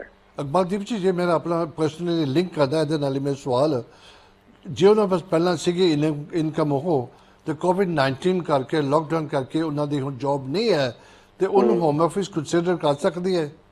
ਇਹ ਦੇਖਣਾ ਪਏਗਾ ਜੇ ਤੁਹਾਡੀ ਜੌਬ ਚੱਲ ਗਈ ਹੈਗੀ ਹੈ, ਪਰ ਜੇ ਤੁਸੀਂ ਜਿਹੜੀ ਫੈਰਲੋ ਸਕੀਮ ਦੇ ਅੰਡਰ ਆਉਂਦੇ ਹੈਗੇ ਹੋ, ਤੇ ਜਾਂ ਤੁਸੀਂ ਜੇ ਤੁਹਾਨੂੰ ਜੇ ਉਹਨਾਂ ਨੇ ਕੀਤਾ ਹੈਗਾ ਫਰਲੋ ਕੀਤਾ, ਜਾਂ ਤੁਹਾਨੂੰ ਇਨਕਮ ਫਿਰ ਵੀ ਆ ਰਹੀ ਹੈਗੀ ਹੈ, ਇਹ ਡਿਪੈਂਡ ਕਰੂਗਾ ਵੀ ਤੁਹਾਡੀ ਕੀ ਸਰਕਮਸਟੈਂਸਸ ਕੀ ਹੈਗੇ ਤੁਹਾਡੇ ਪਰਟੀਕੁਲਰਲੀ ਤੁਹਾਡੇ ਕੇ ਹਰ ਕੇਸ ਡਿਫਰੈਂਟ ਹੁੰਦਾ ਹੈ। ਜੇ ਤੁਸੀਂ ਸੈਲਫ ਇੰਪਲੋਇਡ ਸੀਗੇ, ਤੁਸੀਂ ਸੈਲਫ ਇੰਪਲੋਇਮੈਂਟ ਗ੍ਰਾਂਟ ਵੀ ਲੈ ਸਕਦੇ ਤਾਂ ਵੀ ਤੁਹਾਡੀ ਇਨਕਮ ਕੰਟੀਨਿਊ ਰਵੇ, ਤੇ ਤੁਸੀਂ ਕੈਰੀ ਔਨ ਰਹਿ ਸਕਦੇ ਹੈਗੇ ਹੋ। ਇਹ ਡਿਪੈਂਡ ਕਰੂਗਾ ਕੇਸ ਬਾਈ ਕੇਸ, ਇਹਨਾਂ ਦੀ ਬੈਕਗ੍ਰਾਉਂਡ ਕੀ ਸੀਗੀ, ਇੰਪਲੋਇਮੈਂਟ ਹਿਸਟਰੀ ਕੀ ਸੀਗੀ, ਕਿੰਨਾ ਕੰਮ ਕੀਤਾ ਹੈਗਾ ਪਹਿਲੇ, ਇਹ ਹਰ ਚੀਜ਼ ਉੱਤੇ ਡਿਪੈਂਡ ਕਰੂਗਾ। ਇਕਬਾਲਦੀਪ ਜੀ ਕੋਲ 30 ਸੈਕਿੰਡਸ ਨੇ ਇੱਕ ਸਵਾਲ ਹੈ, ਮੈਂ ਥੋੜਾ ਬਹੁਤ ਸਿੰਪਲ ਪੁੱਛਾਂਗਾ। ਜਿਹੜੇ 10 ਸਾਲ ਦਾ ਹੈਗਾ 2.5 ਸਾਲ ਬਾਅਦ ਉਹਨਾਂ ਨੂੰ ਉਹ ਹੁੰਦਾ ਹੈ 40 ਸੈਕਿੰਡਸ ਨਹੀਂ, ਉਹਨਾਂ ਨੂੰ ਐਵਰੀ 2.5 ਸਾਲ ਬਾਅਦ ਕਲੇਮ ਕਰਨਾ ਪਏਗਾ, ਉਹਨਾਂ ਨੂੰ ਮਿਲਣਗੇ ਪੈਸੇ ਕਿ 10 ਸਾਲ ਇਕੱਠੇ ਹੋ ਜਾਂਦੇ ਉਹਨਾਂ ਦੇ? ਨਹੀਂ, ਜੇ ਤੁਸੀਂ ਇੱਕ ਵਾਰੀ ਅਪਲਾਈ ਕੀਤਾ ਹੈਗਾ, ਜੇ ਤੁਹਾਨੂੰ ਗ੍ਰਾਂਟ ਹੋ ਗਿਆ ਤਾਂ ਮਤਲਬ ਇਹ ਨਹੀਂ ਹੈਗਾ ਵੀ ਤੁਸੀਂ ਦੁਬਾਰਾ ਜੇ ਤੁਸੀਂ ਅਪਲਾਈ ਕਰੋਗੇ ਤੁਹਾਨੂੰ ਆਟੋਮੈਟਿਕਲੀ, ਤੁਸੀਂ ਹਰ ਐਪਲੀਕੇਸ਼ਨ ਵਿੱਚ ਆਪਣੇ ਫਾਈਨੈਂਸ਼ੀਅਲ ਸਰਕਮਸਟੈਂਸਸ ਉਹਨਾਂ ਨੂੰ ਦੇਣੇ ਹੈਗੇ ਆ ਵੀ ਤੁਸੀਂ ਅਗਲੇ ਦਿਨ ਸੈਕਿੰਡ ਐਕਸਟੈਂਸ਼ਨ ਕੀਤੀ ਹੈਗੀ, ਜੇ ਤੁਸੀਂ ਤੁਹਾਨੂੰ ਪਹਿਲੀ ਦੇ ਵਿੱਚ ਨੋ ਰਿਕੋਰਸ ਪਬਲਿਕ ਫੰਡ ਸੀਗੇ, ਦੂਜੀ ਦੇ ਵਿੱਚ ਆਪਣੇ ਫਾਈਨੈਂਸ਼ੀਅਲ ਸਰਕਮਸਟੈਂਸਸ ਤੁਸੀਂ ਉਹਨੂੰ ਦੱਸੋ ਆਪਣੇ ਬੈਂਕ ਸਟੇਟਮੈਂਟ ਤੇ ਉਹਨਾਂ ਨੂੰ ਵੀ ਤੁਹਾਡੇ ਹਾਲਾਤ ਉਦਾਂ ਦੇ ਉਦਾਂ ਹੀ ਹੈਗੇ ਆ, ਤੇ ਫਿਰ ਤੁਹਾਨੂੰ ਫੇਰ ਦੁਬਾਰਾ ਕਰ ਸਕਦੇ ਹੈਗੇ। ਪਰ ਅਦਰਵਾਈਜ਼ ਜੇ ਤੁਸੀਂ ਦੁਬਾਰਾ ਅਪਲਾਈ ਕਰੋਗੇ ਤੇ ਸਾਰਾ ਕੁਝ ਸ਼ੁਰੂ ਤੋਂ ਹੋਊਗਾ, ਕਿਉਂਕਿ ਕੀ ਹੋ ਸਕਦਾ ਵੀ 2.5 ਸਾਲ ਦੇ ਵਿੱਚ ਤੁਹਾਡੀ ਜਿਹੜੇ ਫਾਈਨੈਂਸ਼ੀਅਲ ਕੰਡੀਸ਼ਨ ਜਿਹੜੀ ਹੈਗੀ ਉਹ ਬੈਟਰ ਹੋ ਗਈ ਹੋਵੇ। ਭਾਜੀ ਹਾਂਜੀ ਭਾਜੀ, thank you so much, time ਇਜਾਜ਼ਤ ਨਹੀਂ ਦੇਦਾ। ਇਸੇ ਤਰ੍ਹਾਂ ਐਵਰੀ ਮੰਡੇ 6:30 ਤੋਂ 7 ਪ੍ਰੋਗਰਾਮ ਦੇਖਾ ਕਰੋ।